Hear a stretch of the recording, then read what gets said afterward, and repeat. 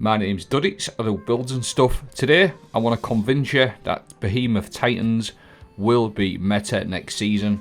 They will be incredibly strong. My job today is to convince you, and if I don't convince you, let me know in the feedback in the comments why you don't think so. We're going to be featuring collective action. We are also going to be featuring the brand new frost armor that Bungie have introduced for Stasis as a rework, so stay tuned.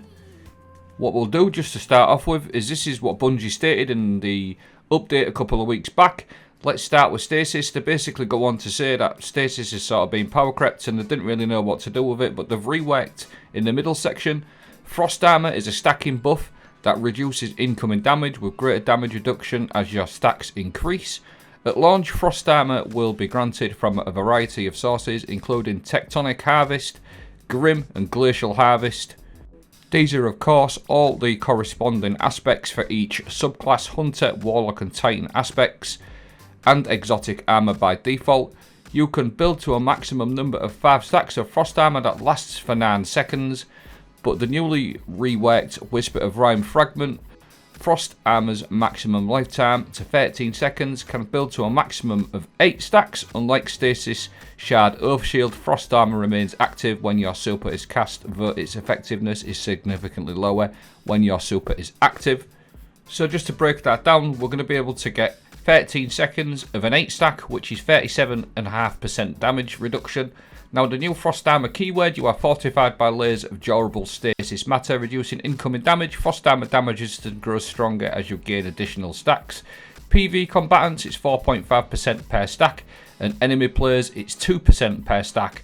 So with the correct aspects of fragments, what we've just talked about, we are going to be able to get 13 seconds of an 8 stack, which is almost 40%, 37.5%.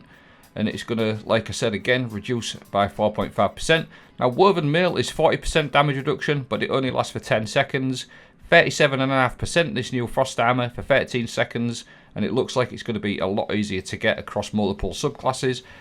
Back to the Titan, Tectonic Harvest. This is one of the aspects that Bungie have highlighted that's going to work particularly well with the frost armor rework, the Stasis rework. Shattering the Stasis Crystal creates a Stasis Shard. This shard grants melee energy when picked up by you or your allies.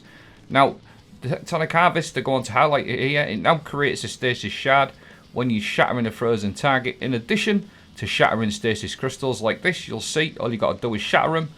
Now, when Tectonic Harvest, Grim or Glacial Harvest is equipped, in addition to their previous behaviour, collecting any Stasis Shard now grants a small amount of health and a stack of frost armour along with its other traits. Now, if you pair that with something like a Glacier Grenade on a Titan in particular, because the Tectonic Harvest, all you really need to do is just smash a crystal, and something like Hoarfrost Z will replace your barricade with an ice wall. You're going to have 2 ways now to create these Stasis Crystals, and all we're going to have to do is smash them like so, either your grenade or your class ability. We're going to create them Stasis Shards. Now at the moment, obviously you're not seeing them frost armor stacks, but on Tuesday, we are going to be infinitely getting these frost armor stacks with this build, which is going to ramp you up, like I said, for 13 seconds and 8 stack with the correct fragments. Now, key word again, just so we can sort of nail it, you're going to get 4.5% per stack every time you click one of these shards, which is going to be absolutely crazy with your Glacier Grenade and your Hoarfrost Z. You can go a little bit further with Elemental Charge. You can put this on your legs where it says collecting a Fire Sprite, Ionic Trace, Stasis Shard or Void Breach. Obviously we're going to be collecting Stasis Shards. Can give you a chance to get Armor Charge, which then you can also stack for like Weapon Surges, Stasis Void or Arc Weapon Surges, even Strand Weapon Surges if you wish. So again, you've got all this frost armor going on. You're going to see this stacking up on Tuesday. And then on top of that, we're going to get the damage reduction from the frost armor, and we're able to get armor charge for damage with our weapons. So Titans is pretty easy to do. Like I said, your Hoarfrost Z or your Glacier Grenade, and we're going to be able to get some massive damage reduction from frost armor and be able to do damage as well with the elemental charge. You can go even further with collective action. This stacks with weapon surges for 20% every time you're going to pick up one of these elemental shards, these stasis shards. And what's going to happen on Tuesday again on that left hand side, again I know I'll keep saying it, but you're going to see this frost armor getting stacked, this massive damage reduction, Elemental Charge, picking up them to get your Stasis Weapon Surges or Weapon Surges, plus your collective action going 20%.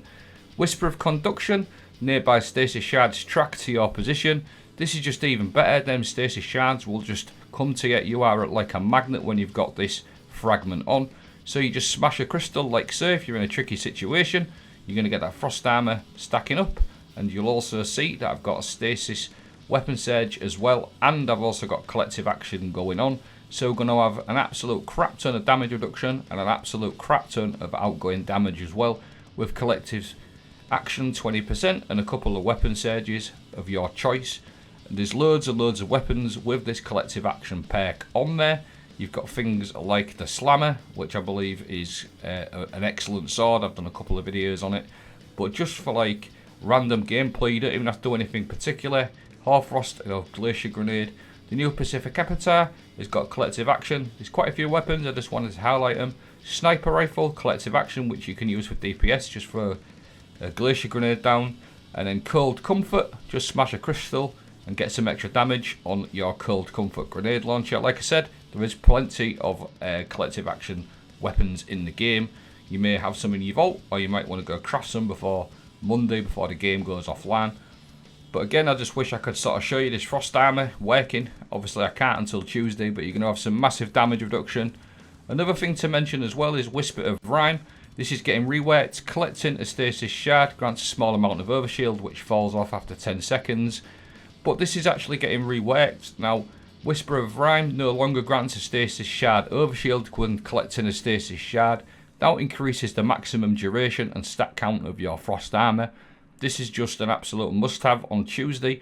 We're going to be able to just constantly refresh that Frost Armor stacks and increase the maximum. They're also increasing Stasis Shatter across the board up to 400 from 200, which is literally double the amount of shatter damage.